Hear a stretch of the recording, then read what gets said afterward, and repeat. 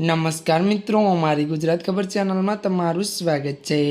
મિત્રો, અત્યારે હાલની સૌથી મોટી અને દુઃખદ ખબર સામે આવી રહી છે।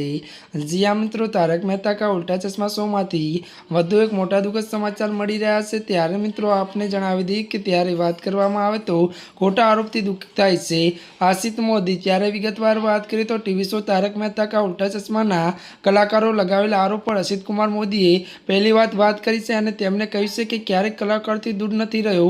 મળતી વિગતો અનુસાર મિત્રો વધુ આપને એ પણ જણાવી દઈએ કે ત્યારે મિત્રો વાત કરવામાં આવે તો શો છોડી ગયેલા કલાકારો મારી વિરુદ્ધ ઘણી વાતો કરી રહ્યા છે, પણ વાંધો નહીં, હું તેમના વિશે કંઈ નહીં કહું। તેમણે મારા શોમાં કામ કર્યું છે અને તારક મહેતા કા ઉલ્ટા ત્યારે ચશ્માની સફળતામાં તેમનું પણ યોગદાન છે।